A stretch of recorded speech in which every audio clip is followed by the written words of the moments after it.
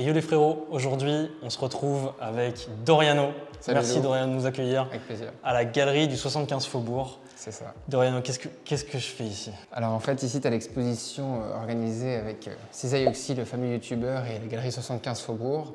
On a essayé de faire un événement où on célébrait l'univers de la création japonaise, jeux vidéo, jouets, animés, tout ça au travers de l'art et essentiellement autour des cartes Pokémon avec un énorme focus sur Pokémon évidemment. J'ai vu ça de loin, tu vois, dans ma campagne, j'ai vu des Pokémon et je me suis dit, mais c'est ça qu'il faut que je vois. Je vous ai proposé de faire une vidéo. Ouais.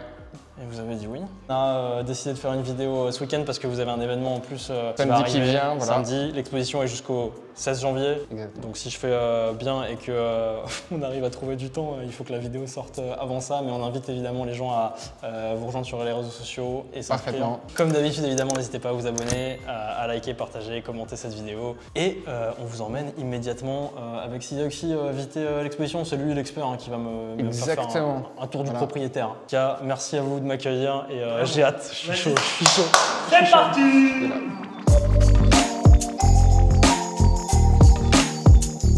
Bon aussi, on est devant le mur qui moi m'a le plus interpellé depuis dehors parce que j'ai vu tous ces petits hexagones de couleurs. Explique-moi, qu'est-ce qui se passe? J'avais cette volonté de trouver un stratagème pour pouvoir afficher ces cartes et les protéger. Donc je suis arrivé avec ce résultat, ces petits cadres hexagonaux. Ça a été réalisé en impression 3D comme tu l'as suggéré. Bravo. Ça a une belle gueule, il y a les petites stries et tout. Exactement. Le produit final qui sera commercialisé ne sera pas du tout comme ça, mais ça montre une idée un petit peu de à quoi l'objet va pouvoir correspondre. Ça a beaucoup attiré l'attention.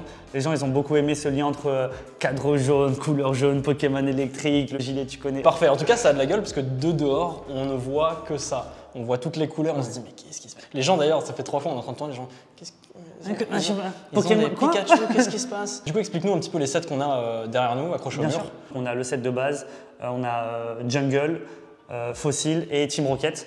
Ce qu'il faut savoir, c'est que le set Team Rocket, il est très rare, très dur à obtenir. Ouais. C'est un collectionneur qui s'appelle Price qui nous a prêté ces cartes pour l'exposition. Et Team Rocket, c'est une de mes extensions préférées parce que tu sais, avais les Pokémon obscurs. Et c'est à partir de là où ils ont commencé aussi à avoir un holographisme qui ressemblait à quelque chose. Des vrais dessins qui étaient faits. Et, je trouve que la carte, elle prend de la valeur esthétiquement, visuellement, à partir aussi de cette extension. C'était super, moi j'en avais quelques-unes, bon, malheureusement, comme tous les enfants, eh bien, je les machine à laver dans la poche. Voilà. Ouais. Toutes les cartes qui sont présentes ici, elles sont dans des boîtiers PCA. Donc c'est une entreprise qui s'occupe de certifier et grader les cartes. Ouais. Ils viennent regarder au microscope l'état de la carte, les bords, le centrage, etc. Okay. Et ils viennent apposer une note de 1 à 10. C'est-à-dire que tu peux avoir la carte Dracofeu première édition, mais il y aura une différence drastique de prix entre le 9 et le 10 parce qu'il y a beaucoup moins de cartes 10 présentes. Leur état, sachant qu'en plus, même quand elles sont neuves, bon moi je collectionne Yu-Gi-Oh, Magic, d'autres choses aussi, un petit peu de Pokémon. Ouais. Et, mais du coup, même quand tu les sors des boosters, elles sont parfois pas en 10. C'est-à-dire que tu mets des gants, ce que tu veux, une pochette, une perfect fit, ce que tu veux. Exactement. Elles sont pas en 10. Exactement, parce qu'il y a 3 critères. Ouais. Tu as les coins, la bordure et la surface. Ouais. Donc ça, c'est 3 critères qui sont inhérents à la carte. Okay. Mais il y a aussi un 4e critère qui est le cadrage. Ouais. En fait, comme on est sur des imprimantes qui sont de 99, parfois tu as un petit décalage d'1 millimètre. Donc ça, c'est des constantes que tu ne peux pas moduler. Si ça, tu as parlé de PCA, qui est donc un organisme qui grade les cartes et qui leur donne une note et qui aussi influe du coup, sur la valeur des cartes. Exactement. Vous organisez du coup avec eux un événement ce week-end, samedi je crois. Exactement. En fait, on a voulu faire cet événement en partenariat avec eux parce que on allait parler d'eux, donc foncièrement, il faut qu'ils puissent aussi donner leur avis. Et il y en a du boîtier PCA là partout. Il y a ça. Et on a aussi d'autres boîtiers d'autres licences, mais on reste proche des valeurs françaises, des entreprises françaises. Et ils font un événement, c'est trop cool qu'ils aient accepté de faire ça. En gros, tu vas pouvoir ramener ton Pikachu des 25 ans et ils vont venir te le certifier. Ils ne vont pas le grader, mais ils vont le certifier et apposer un boîtier 25 ans. Okay. Donc ça permet aux gens d'avoir un premier aspect de carte gradée et surtout toutes les personnes qui ont ouvert des cartes pour les 25 ans et qui ont obtenu ce Pikachu, ils peuvent venir ici pour avoir leur carte dans leur boîtier. Super. Normalement, une gradation chez PCA, ça coûte 9 €, mais ici, ils vont le faire gratuitement. Wow. Parce qu'en fait, ils vont juste la mettre sur le boîtier. Il n'y aura pas tout ce travail derrière qu'ils réalisent d'habitude. Donc, ils prennent ta carte, ils la mettent dans un boîtier, ça c'est gratuit. Voilà. Incroyable. Donc, ce sera sur Instagram. Sur la page de l'exposition, il y aura aussi sur ma page Insta. Le petit Pikachu qui est devant un gâteau. Donc il n'y a que cette carte qui sera possible d'être certifiée. Mais trop cool. Déjà qu'ils fassent ce genre d'événement et surtout qu'ils le fassent ici, ça prouve qu'il y a une crédibilité à l'événement. C'est trop cool de votre part, c'est trop cool de leur part. Chaque personne a son Pokémon préféré et toutes les cartes ne sont pas chères. Ouais, carrément. Donc ça reste aussi un univers à découvrir. C'est juste que bon, y a des marges de prix qui sont en train de se faire parce que ça fait 20 ans que c'est là aussi, frérot, c'est normal. Yann, du coup, que tu as vu quand on est venu la première fois, ouvert un petit Rayquaza, pas piqué des hannetons là dans l'avant-dernière édition, je crois, incroyable. Et on était en live. Ok. Et il y avait l'alternative. Ouais. On a l'impression d'avoir gagné un championnat. C'est trop bien. Alors que pas du tout. Alors qu'on avait ouvert un carton brillant, en fait, voilà, tout simplement. Ouais. L'idée de l'exposition, c'était que les gens ils puissent déjà voir les cartes. Parce qu'ils entendent parler depuis des années, ils ne voient que le côté financier. Et il y avait aussi ce côté sortir de la Japan Expo, avoir quelque chose d'un peu plus luxueux. Quand je dis luxueux, c'est pas forcément en termes d'esthétique, mais prendre son temps. Pouvoir discuter, si tu veux ramener ta collection, on peut en parler. Une façon de présenter les choses aussi, parce que vous avez fait une présentation, j'allais dire un merchandising, mais c'est même pas un merchandising, une façon de présenter les choses une scénographie. Qui est délicate, une scénographie. Bien sûr, j'ai voulu faire. Ouais, t'inquiète parce que je les ai appris. En fait, j'ai voulu faire quelque chose d'épuré. Je voulais faire, c'est pour ça que tout est par bloc, il n'y a mis que les holographiques. Donc on est sur des blocs de 16 cartes à peu près. Je voulais que les gens ils se baladent, ils prennent leur temps. On a mis des QR codes à côté pour que les gens qui ne connaissent pas aient des informations. Et le but, voilà, c'est que tu te balades, que tu sois dans la nostalgie et que tu ne sois pas bombardé d'informations. Et donc explique-moi un petit peu comment ça s'organise l'expo, qu'est-ce qu'il y a. Je vois qu'il y a un étage au-dessus. Ouais, à la partie du bas, on va être sur la partie vraiment plus nostalgique. On va avoir les jeux des premières générations qui sont dédicacés par Masuda. On a les cartes du set Wizard. On a une fresque qui est juste là-bas. Ça, c'est celle que j'ai créée. Tu as tout le lore de Pokémon. T'inquiète, j'avoue, j'ai flex. J'avoue, c'était subtil, mais j'ai flex. T'as le lore, en fait, Arceus, c'est le jeu des Pokémon. T'as les ramifications avec tous les légendaires. C'était pour les gens qui sont un peu plus aguerris. T'as une collaboration qu'il y a eu avec Munch, donc des œuvres d'art cartes Pokémon. Et au-dessus, t'as des œuvres d'art, donc on a séparé en deux. T'as des sérigraphies de Davideos. T'as une œuvre de Daniel Arsham qui a été faite en collaboration avec Pokémon. Premier produit officiel destiné à l'art. Une carte de Dracofeu en résine. On a une artiste qui est aussi peint sur les cartes. Moi, j'ai adoré. J'ai voulu créer leur espace. Si tu veux, c'est les premières personnes que j'ai contactées. Avant même de contacter les gens qui avaient des cartes, je voulais contacter des artistes. Et elle a fait des peintures à l'encre de Chine. Elle peint aussi directement sur les cartes. Elle a fait des altérations là, sur des cartes, dans des cadres. Incroyable. Moi, j'adore. Et on a aussi on a plein d'autres artistes. On a des dessins de Jeff Koons, donc celui qui a fait la main et la tulipe à côté du Petit Palais. Enfin voilà, grâce à la galerie, on a pu accéder à des œuvres d'artistes qu'on n'aurait jamais pensé qu'ils avaient un intérêt sur Pokémon.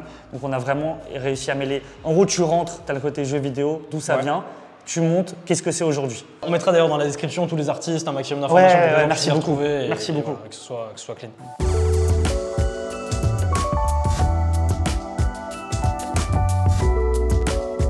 Maintenant, je crois qu'on a des petites cartes à présenter. On a quelques petites choses à voir. Ça fait vraiment le fou qui sort de C'est ça. Bah ouais, ça donne envie. En même temps, c'est incroyable d'avoir rassemblé autant de cartes, autant d'éléments de collection. Vous avez tenté un peu d'estimer à peu près combien il y avait dans la boutique là, enfin dans la galerie Ouais, je pense qu'on est au-dessus de 150 000 €, je pense largement. Au-dessus de 150 000 €. Je pense même un peu plus. Je ne saurais pas dire parce que les prix ils évoluent tout le temps. Surtout avec les œuvres d'art qui sont exposées là, on part en cacahuète. La collection Pokémon à plusieurs millions d'euros. Mais on est vraiment sur les items de plus haute qualité que tu peux trouver sur le marché. Donc là, tu as deux cartes assez emblématiques. Des cartes, c'est des cartes qui parlent à tout le monde. On est sur le Dracofeu édition 1 et le Florizard édition 1. Ce qui est intéressant, c'est que c'est des cartes françaises. Parce qu'il faut savoir que le marché américain, le marché français, le marché japonais, c'est pas le même. Et si tu veux, ces boîtiers de gradation, donc Beckett et PSA, c'est des boîtiers qui sont normalement exclusifs pour les cartes anglaises. D'accord. Et en fait, vu qu'il y a une notoriété un petit peu mondiale, il y a beaucoup de personnes qui envoient leurs cartes françaises dans des boîtes de gradation américaines. Chez PSA ou chez Beckett? Chez Beckett, oui. Ce qui est très intéressant avec le boîtier Beckett, c'est que tu as un détail de chaque point.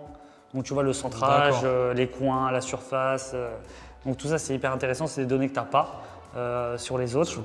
Mais voilà, là, tu es globalement sur des cartes Dracofeu édition 1, ça fait de mal à personne. Florizard édition 1, ça fait de mal à personne. Est-ce qu'on est sur la carte la plus connue de Pokémon ou est-ce que c'est Pikachu? Non, je pense que globalement, Dracofeu, il a pris les devants sur la collection. Donc là, voilà 3 autres cartes de chez PCA.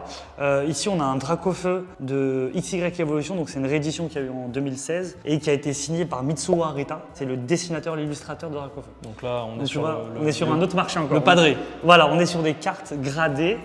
En plus, signé. Donc, tu vois, c'est toujours ce côté un petit peu artistique qu'on peut retrouver, une petite dédicace qui fait plaisir. Hors valeur. Là, j'ai probablement dans les mains Allez, il y a en France 5-6 françaises signées. Déjà, il n'y en a pas beaucoup, c'est un marché à part.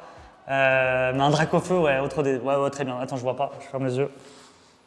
C'est bon. Oh bah elle a disparu là. Et donc il n'y avait que 2 cartes, c'est ça après? Ouais, exactement. Là tu as 2 cartes que tu m'avais demandé un petit peu plus récentes. Ouais. Donc on a le Noctali de Evolution Céleste dans sa forme alternative.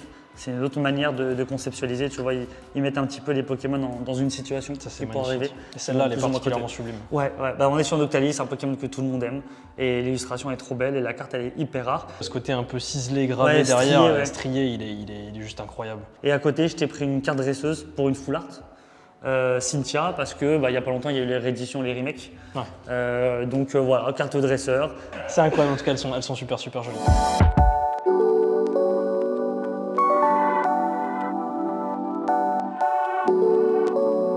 Cisa, merci pour cette visite. C'était incroyable, frérot. Merci d'être venu. Franchement, est-ce que je savais que j'allais tomber dans un lieu comme ça et tourner une vidéo avec toi et quand je me suis baladé? Non, on ne savait pas. Et donc du coup, franchement, ça rend encore le truc encore plus beau. Tout l'objectif de cette galerie, c'est vraiment le partage.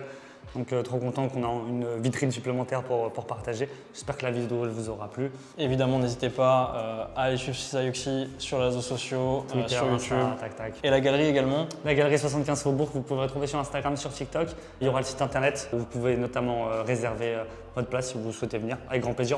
On vous attend. C'est jusqu'au 16 janvier. On met tout ça dans la description. Les amis, en tout cas, rendez-vous pour d'autres aventures. Peut-être TCG, peut-être peut-être d'autres choses avec Cisa-Yuxi. Avec plaisir. N'hésitez pas à vous abonner. On vous dit ciao. Bye bye.